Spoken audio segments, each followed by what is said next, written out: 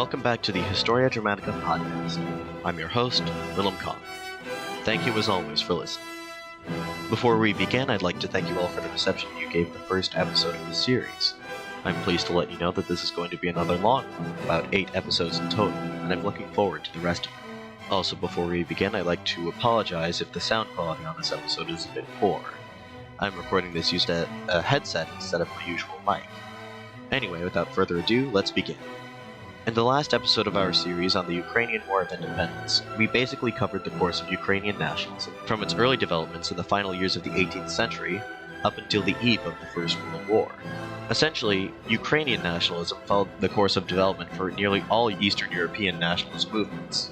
First, the Ukrainian nation went through its intellectual or academic phase, passed into a broader cultural phase in the middle of the century, and by the 1890s, it had achieved politicization, with the formation of a number of political parties openly advocating for Ukrainian interests.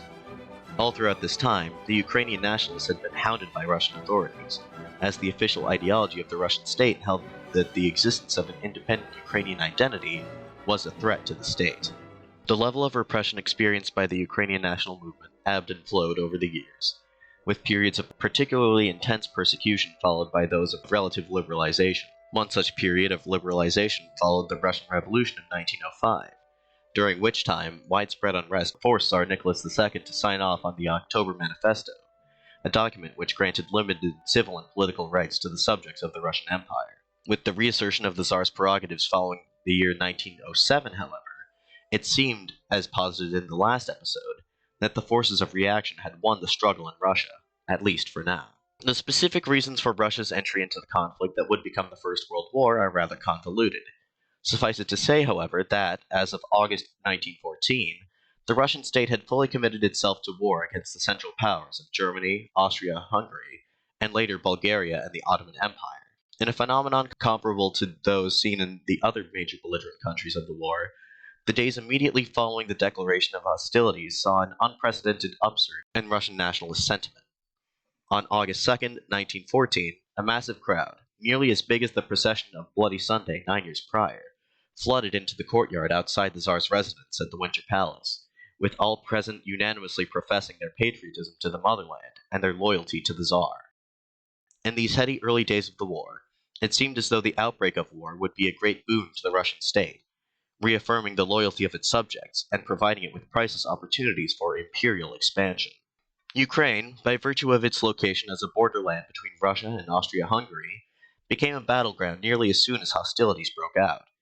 As I explained in the first episode of this series, the territory that we today recognize as being Ukraine was split between a larger eastern part under the jurisdiction of the Russian Empire and a smaller western part under the Austro-Hungarian Empire.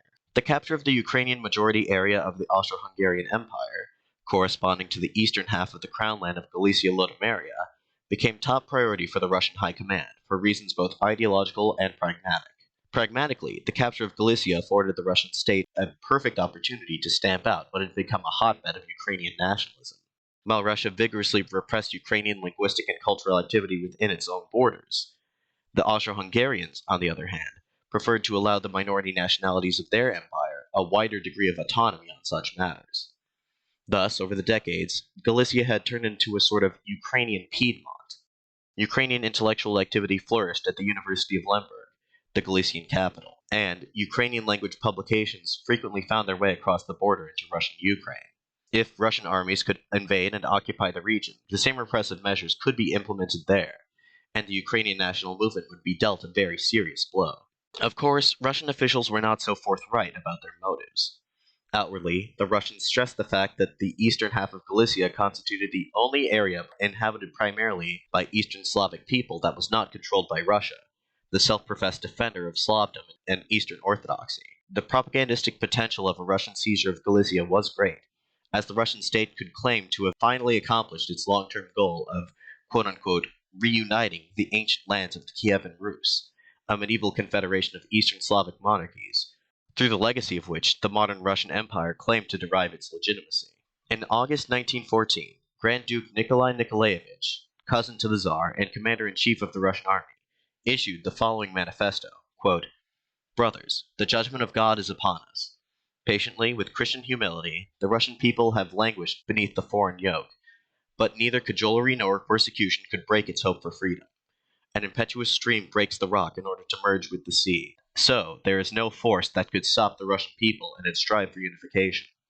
Let there be no more subjugated Rus. Let the domain of Saint Vladimir, the land of Yaroslav Vasyl, and Princes Daniel and Roman throw off the yoke, raise the flag of Russia, one, great, and indivisible. And you, long-suffering fraternal Rus, rise to greet Russian arms. Liberated Russian brethren, you will all find a place in the bosom of great Mother Russia. End quote. It was with those aforementioned strategic objectives in mind that Russia took the initiative and launched offensives into enemy borderlands, specifically German East Prussia and Austro-Hungarian Galicia. The former offensive met with absolute disaster.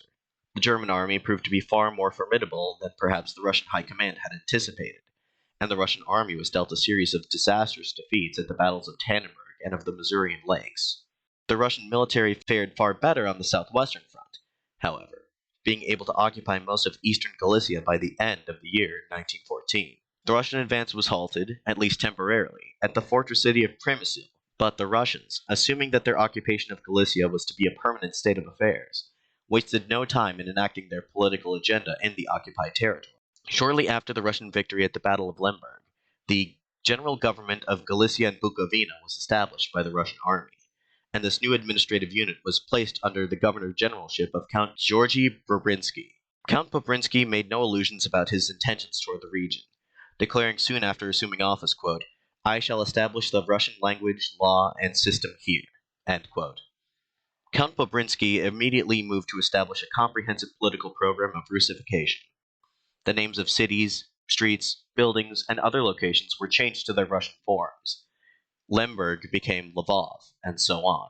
A crackdown on Ukrainian language publications ensued. All use of the Ukrainian, or Little Russian, language, as it was officially called, including even impersonal correspondence, was prohibited. Ukrainian activists were arrested and sentenced to internal exile. One such prisoner was Mykhailo Hrushevsky, the 50-year-old historian who had been appointed as professor of Ukrainian history at the University of Lemberg. The Russian authorities accused Hrushevsky of being part of an Austrian plot to dismember the Russian Empire, and summarily had him deported to the Russian town of Simbirsk, some 2,000 miles to the east. The fortress city of Przemysl finally fell to Russian forces on March 22, 1915.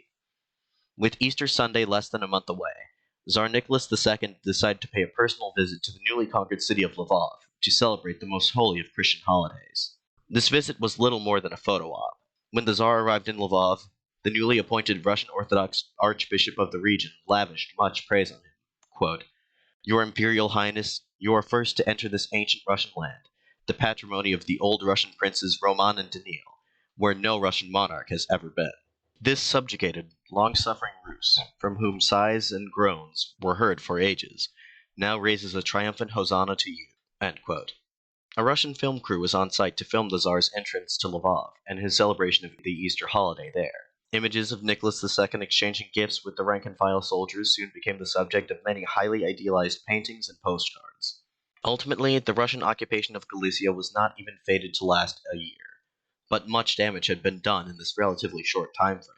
Hrushevsky himself would later say that, quote, "Ukrainian Galicia was completely desolated by the Russian occupation of 1914 to 1915." End quote. The center of Ukrainian cultural and political activity that was Lemberg was completely uprooted. Less than a month after the Tsar's photo op in that town, the armies of the Central Powers went back on the attack once more. This time, the Austro-Hungarians' German counterparts brought their more formidable army to bear on the southwestern front. The Russians were caught on the back foot. In what would become known as the Gorlitz-Tarnov offensive, the Russians were forced to abandon the conquered territory of Galicia and much of Congress Poland, initiating the so-called Great Retreat. In the pandemonium that was the Great Retreat, Russian armies wreaked havoc on the territories they were abandoning to the Central Powers, engaging in scorched earth tactics. Those unfortunate enough to live in the path of the retreating Russian army could expect to see their houses raided, their fields put to the torch, and their property stolen or destroyed. Crucially for our purposes here, the retreating Russian army took along with them those elements of the local population that they believed to be loyal to the Russian state. To avoid deportation to the infamous Tallerhof internment camp, prominent Galician Russophiles gladly followed the Russian army eastward. Those who were left behind by the army tended to be more Ukrainophilic in political orientation. The year 1915 was, overall, an unmitigated disaster for the Russians on the Eastern Front. Over 1 million men and thousands of square miles of territory were lost. In August 1915, Tsar Nicholas II, indignant at this failure, dismissed the army's commander-in-chief, Grand Duke Nikolai Nikolaevich, and assumed personal command over the army. This decision would prove to be particularly short-sighted, as it was the monarchy's gross mishandling of the war effort that would eventually result in its total collapse. I will elide over the details of 1916, seeing as how this isn't a podcast about the First World War, but suffices to say that the situation continued to deteriorate steadily for the Russian war effort over the course of that year. By February 1917, food shortages in many of the empire's major cities, including Petrograd, the imperial capital formerly known as St. Petersburg, led to widespread unrest among the urban working class. On International Women's Day, February 23, 1917, a group of protesters, among whom women were prominent, staged a massive demonstration in Petrograd in protest of the government's policies of food rationing. As the crowd grew ever larger, demands for bread metamorphosized into demands for an end to Tsarist autocracy. After only 3 days, the crowds in the streets of Petrograd had ballooned to over 200,000. The Tsar, who was at this time not in the capital, but rather directing the war effort from the town of Mogilev in modern Belarus, ordered the army to suppress the protests. But crucially, the army, the ranks of which had become radicalized over the course of the last 3 years, refused to carry out these orders. Tsar Nicholas II refused to accept the reality of the situation until the very end, when, on March 2, 1917, he was compelled to abdicate the throne of Russia. Political power passed into the hands of a provisional government made up of members of the Duma, the empire's official representative body, which had been sidelined by the monarchy for the past decade. The new government was intended, at least at first, to be strictly provisional. The major questions of Russia's political future were to be determined at the All-Russian Constituent Assembly. The Constituent Assembly was to be a new representative body, elected on the basis of universal suffrage, which would be entrusted with the authority to devise a new constitution for the Russian state, be it republican, socialist, monarchist, or otherwise. All members of the Russian political scene understood and accepted it, however begrudgingly, to be the only legitimate way for a new government to take power.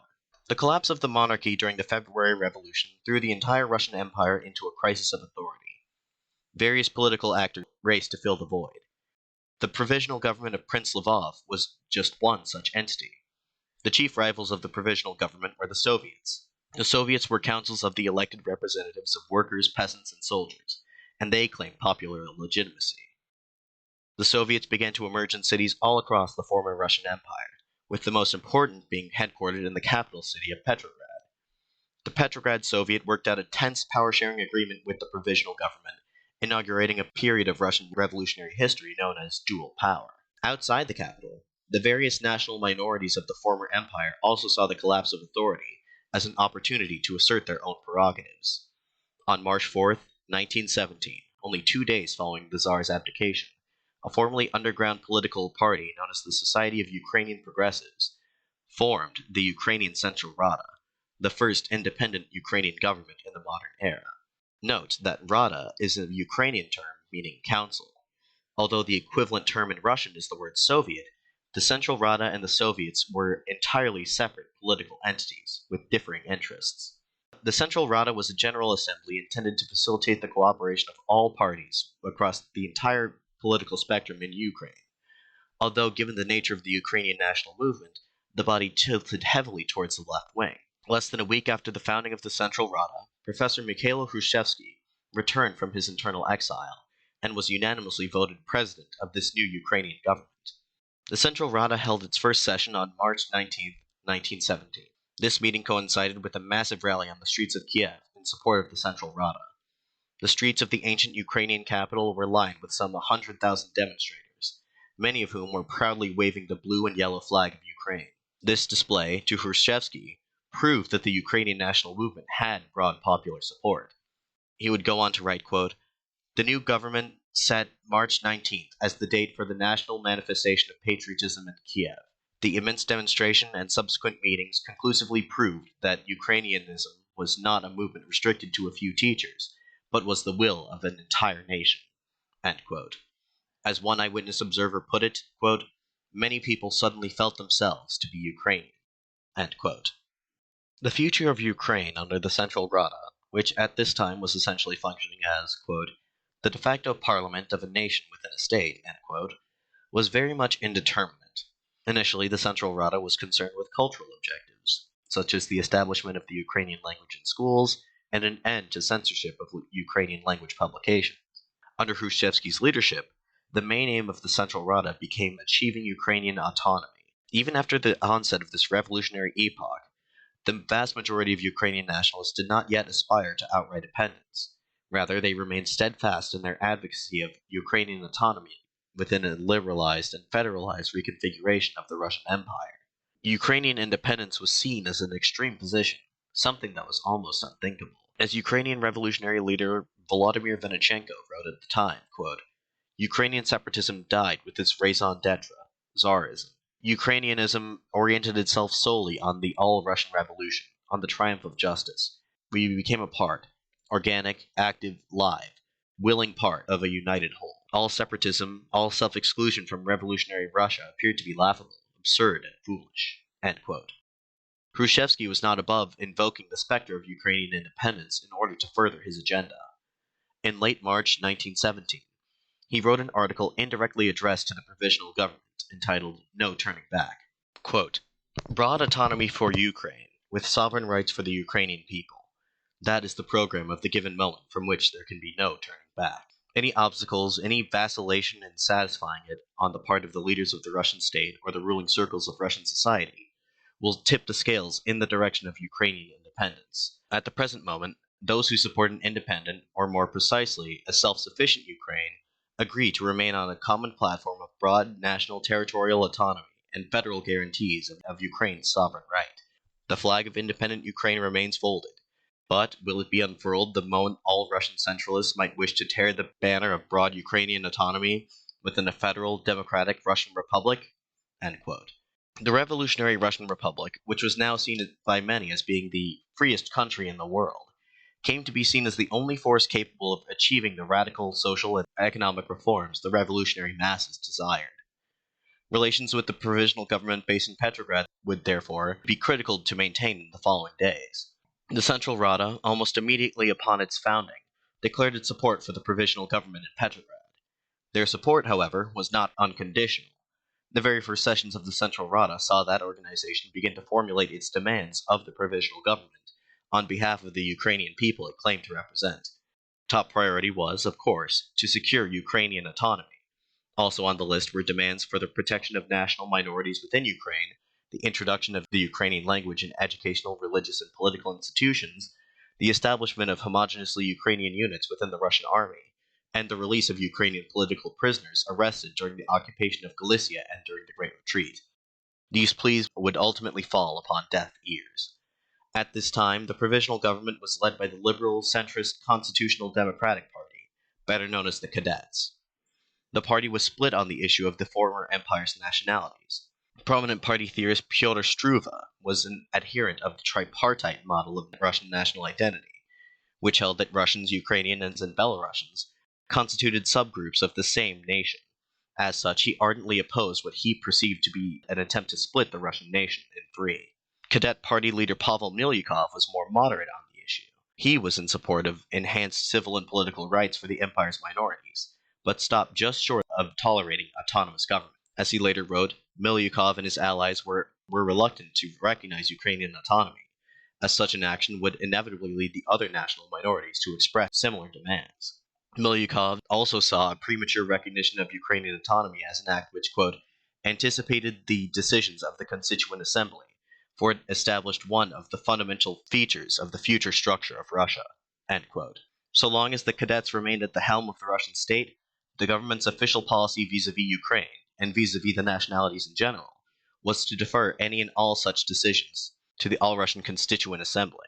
Although the month of March saw the provisional government forced to make promises of greater autonomy to Poland and Finland, two entities that had already enjoyed a significant degree of autonomy under the old regime, no response of any kind was made to the demands of the Ukrainians. By June 1917, the Central Rada had grown rather upset with Petrograd's response, or lack thereof, to their demands for autonomy. Emboldened in the knowledge that, as of May 6th, they now claim to represent the will of the whole Ukrainian people, the Central Rada issued its first universal, or proclamation, on June 10th.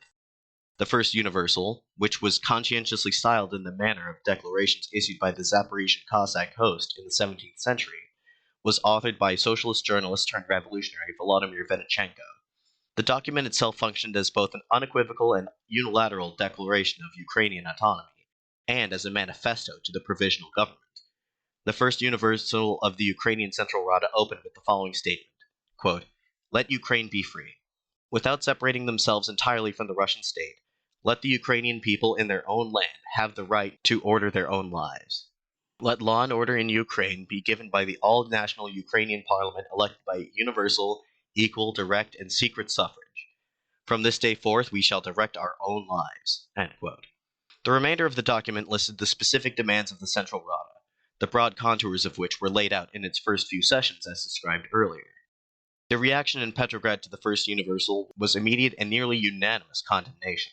Many admonished the Ukrainians for being overly hasty in their move to seek autonomy. There was still a war going on after all, and Ukrainian autonomy, it was thought, had the potential to harm the war effort. Some even went so far as to resurrect the Tsarist-era accusation that Ukrainian nationalism was simply the product of a Germanic plot to dismember the Russian Empire.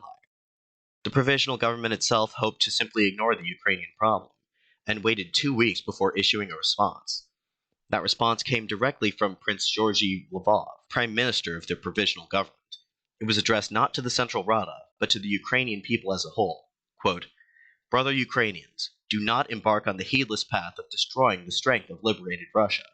Do not separate yourselves from the common fatherland. In the interests of all liberated Russia, in the interest of defending the gains of the revolution from enemies inside and out, entrust your national interests to the people who, through the representatives in the Constituent Assembly, will know how to hammer out those forms of a state and economic system which will correspond fully to your national aspirations."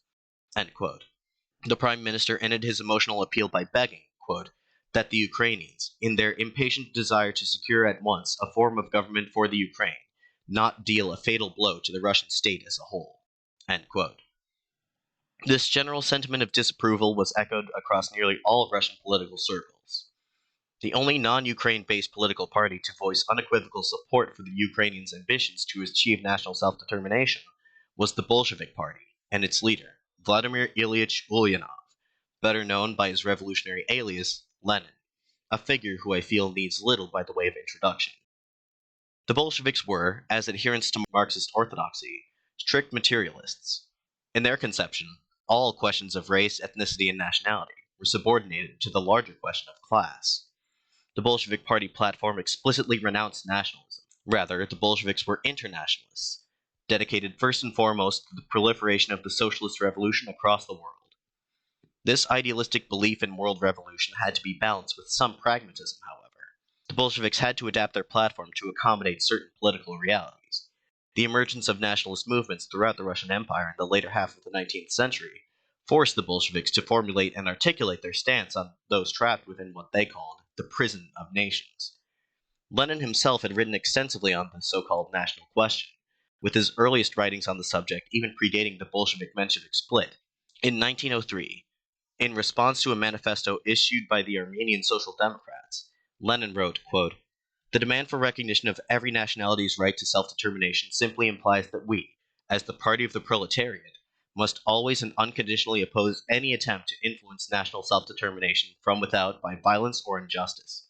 End quote. Lenin's stance on the national question, first articulated here in 1903, essentially became the platform of the Bolshevik Party vis-a-vis nationalities.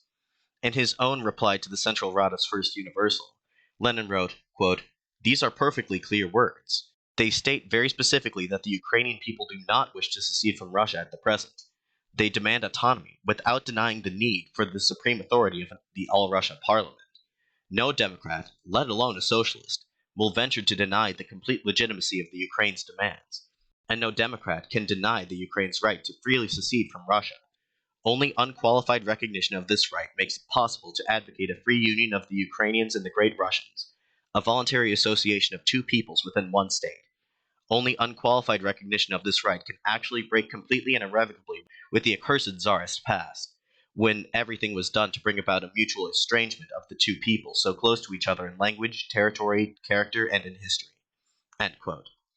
Lenin and the Bolsheviks were relentless in their criticism of the provisional government for the way in which they treated the nationalities of the former empire. This was a conscientious political decision intended to both undermine the credibility of their opponents in the provisional government, but also to secure the support of the national minorities. Leading Bolshevik Party theoretician Leon Trotsky would go on to write that, quote, Ukraine was a gigantic thorn in the flesh of the provisional government. End quote. Perhaps realizing that their policy of silence was untenable, on July 12th, the provisional government dispatched a three-man commission to Kyiv to investigate the conditions on the ground there, and if necessary, to cut a deal with the Central Rada. The commission was led by future Prime Minister Alexander Kerensky. Kerensky was a fiery young lawyer and a leader of the moderate Trident faction within the Socialist Revolutionary Party of Russia. His unbridled ambition and willingness to work with those further to the right than him, i.e. the cadets, enabled him to rise through the ranks of the provisional government, becoming Minister of War on May 3, 1917. After about 4 days of negotiations, the Central Rada and the Russian delegation reached an agreement, which was outlined in the Central Rada's Second Universal. Once again written by Dmytro, although this time with considerable input from Kerensky and the other Russian commissioners, the Second Universal proclaimed that the authority of the Central Rada had been recognized by the government in Petrograd, although under pressure from the Russians, Dmytro included a clause in the document clarifying that a final decision on Ukraine's status was to be made at the All-Russian Constituent Assembly. Once again, nowhere in this document was any indication of the Ukrainians' intentions to separate from Russia entirely. In fact, the Second Universal explicitly denied this claim. Nevertheless, the Second Universal was still cause for yet another round of controversy in Petrograd. It enraged the more nationalist-inclined Russians, who perceived it as being a betrayal of the Russian nation. In protest of the government's dealings with the Central Rada, the cadets resigned en masse from the provisional government, including Minister of Foreign Affairs Pavel Milyukov. A new coalition government was formed, which was willing to accept the terms of the Second Universal, but this would not spell the end of tensions between Kiev and Petrograd. A massive military operation known to history as the Kerensky Offensive was launched on the 1st of the following month. Bearing the name of its chief architect, the new Minister of War Alexander Kerensky, the offensive was intended to boost Russian morale and rally popular support for the provisional government. Instead, it backfired spectacularly. The Russian army was defeated soundly, and the offensive was called off by the end of the month. This had the effect of absolutely shattering what was left of the army's morale, and beginning a period of intense anti-government violence in Petrograd, known as the July Days. While the riots in Petrograd were eventually suppressed and the Bolshevik leadership was sent into hiding once again, the provisional government was thrown into crisis as Prince Lvov resigned and Kerensky succeeded him as prime minister. The mounting instability in the capital seemed to indicate to all, including the Ukrainians, that the provisional government was not long for this world. This was all but confirmed during the Kornilov affair, an incident in which reactionary General Lovor Kornilov very nearly overthrew the provisional government. In the absence of any decisive action taken on behalf of the Ukrainians, support for the provisional government began to wane in Kiev. On the night of October 24, 1917, the Bolsheviks overthrew the provisional government by means of a nearly bloodless coup d'etat in Petrograd. The following day saw Russia descend into a state of anarchy, as similar uprisings against forces loyal to Kerensky and the provisional government occurred in many of Russia's major cities. When news of the developments in the capital reached Kiev, violence broke out almost immediately. Fearing a reactionary backlash, an organization known as the Regional Committee for the Protection of the Revolution of Ukraine was formed at the Central Rada's initiative. This organization, which was formed with the sole purpose of struggling with the enemies of the revolution, preserving order in the territory, and defending all achievements of the revolution, was made up of representatives of nearly all the Ukrainian political parties, including the Bolsheviks. Thus, the Central Rada and the Ukrainian Bolsheviks cooperated with one another over the next 3 days in ousting the loyalists from Kiev. With order restored and forces loyal to the Central Rada in firm control of the capital, the Bolshevik majority in the Kiev Soviet led to the emergence of a tense sort of dual power dynamic between the Central Rada and the Kiev Soviet. In response to the demands of the Bolsheviks to transfer all political power to the Soviets, a faction of Russian social revolutionaries and Mensheviks and the Central Rada's executive committee passed a resolution officially condemning the Bolshevik seizure of power. Quote, recognizing that authority in the whole state, as in each individual territory, should be placed in the hands of the whole revolutionary democracy, and regarding as impermissible the transfer of all authority exclusively into the hands of the Soviet of Workers' and Soldiers' Deputies, which is but a segment of revolutionary democracy, the Ukrainian Central Rada hereby expresses its disapproval of the Petrograd uprising." End quote. Despite this pronouncement, the official position of the Central Rada towards the new regime in Petrograd was one of neutrality, at least initially. The Central Rada was certainly not fond of the Provisional Government, and many understood this turn of events to signify a deepening of the revolution. The officials of the Central Rada believed, or rather hoped, that they would be able to secure Ukrainian autonomy by working with the new government. Official Soviet-Ukrainian relations got off to a promising start when the Council of People's Commissars, the new executive body of the Russian Republic, issued its Declaration of the Rights of the People of Russia on November 2nd, just 1 week after the revolution. Of the Declaration's 4 articles, the first 2 are most important. They are as follows, quote, 1. The equality and sovereignty of the peoples of Russia, and 2. The right of all peoples of Russia to free self-determination, even to the point of separation and the formation of an independent state. End quote. While this document was still fresh off the presses, the Central Rada issued its Third Universal on November 7th. This document proclaimed that, quote, "From this day forth, the Ukraine becomes the Ukrainian People's Republic." End quote. The proclamation of the Ukrainian People's Republic, or the UNR in its abbreviated form, still envisions said entity as an autonomous unit within the Russian Republic. Quote, "Without separating ourselves from the Russian Republic and maintaining its unity, we shall stand firmly on our own soil, in order that our strength may aid all of Russia, so that the whole Russian Republic may become a federation of free and equal peoples." The UNR would, according to this document, consist of the former governorates of Kyiv, Podylia, Volyn, Chernihiv, Poltava, Kharkiv, Ekaterinouslav, Kherson, and Taurida, excluding the Crimean Peninsula.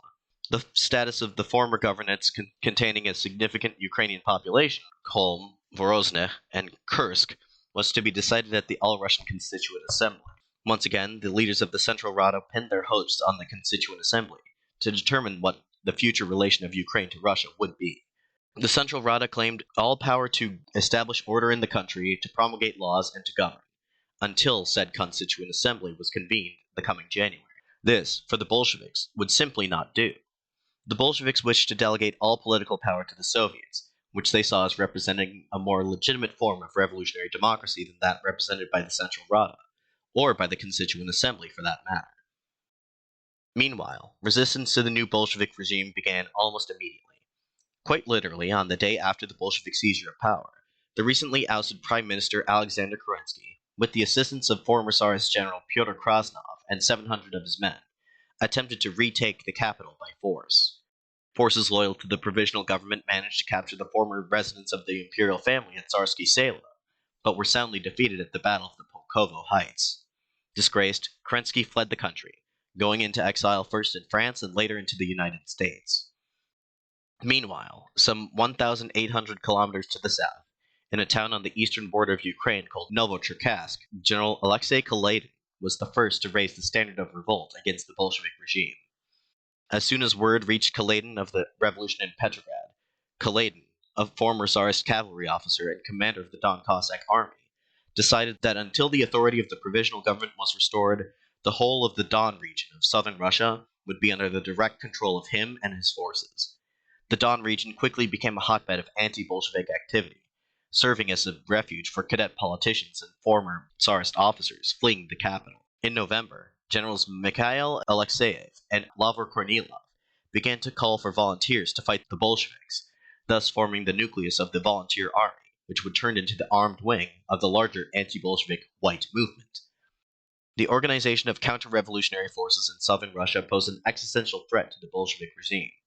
Civil war was on the horizon in the former Russian Empire, but the Ukrainians wanted absolutely no part in it. However, the fact that the Don region and the town of Novocherkassk were so close to the territory claimed by the Ukrainian People's Republic spelled trouble. On December 3, 1917, Lenin issued his manifesto to the Ukrainian people with an ultimatum to the Ukrainian Rada. In this document, Lenin directly accused the Central Rada of, quote, conducting, behind a screen of national phrases, a double-dealing bourgeois policy, which has long been expressed in the Rada's non-recognition of the Soviets and Soviet power in the Ukraine. Incidentally, the Rada has refused to convoke a territorial congress of the Ukrainian Soviets immediately, as the Soviets of the Ukraine have demanded. This ambiguous policy, which has made it impossible for us to recognize the Rada as a plenipotentiary representative of the working and exploited masses of the Ukrainian Republic, has lately led the Rada to steps which preclude all possibility of agreement."